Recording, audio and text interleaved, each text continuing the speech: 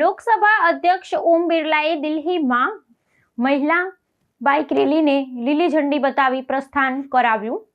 નારી શક્તિના અતુલનીય નેતૃત્વની કરી પ્રશંસા। આંતરરાષ્ટ્રીય મહિલા દિવસના પવિત્ર અવસરે પાટનગર નવી દિલ્હીના હૃદય સમાન કનોટ પ્લેસ વિસ્તારમાં મહિલા સશક્તિકરણનો અનોખો નજારો જોવા મળ્યો હતો।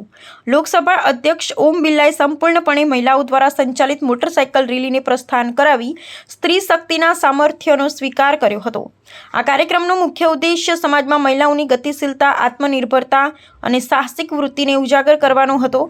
રેલી દરમિયાન સહભાગી મહિલાઓએ દેશની પ્રગતિમાં નારીના યોગદાનના ગૌરવપૂર્ણ સૂત્રોચ્ચાર કર્યા હતા। આ પ્રસંગે ઉપસ્થિત જનમેદનીને સંબોધિત કરતા લોકસભા અધ્યક્ષ ભારતના ઇતિહાસ અને વર્તમાનમાં મહિલાઓની ભૂમિકાનું ઊંડાણપૂર્વક વિશ્લેષણ કર્યું હતું।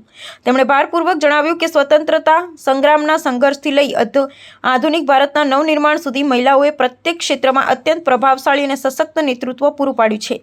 અધ્યક્ષના મતે આજના યુગમાં વિજ્ઞાન, સંરક્ષણ અને રાજકારણ જેવા તમામ જટિલ વિષયોમાં મહિલાઓ પોતાની સર્વોચ્ચ ક્ષમતા પુરવાર કરી રહી છે, જે રાષ્ટ્રના ઉજ્જવળ ભવિષ્ય માટે અત્યંત આવશ્યક પાસું છે।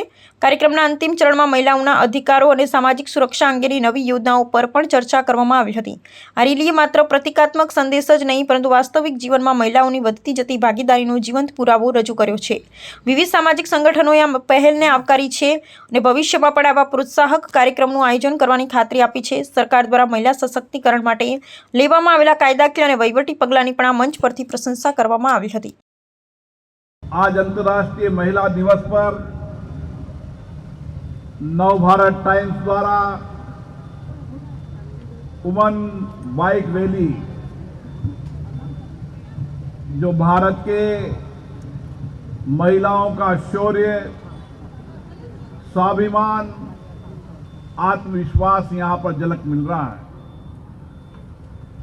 भारत के अंदर महिलाओं की विरासत भी शौर्य, वीरता और देश के अलग अलग क्षेत्रों के अंदर नेतृत्व के लिए रही है।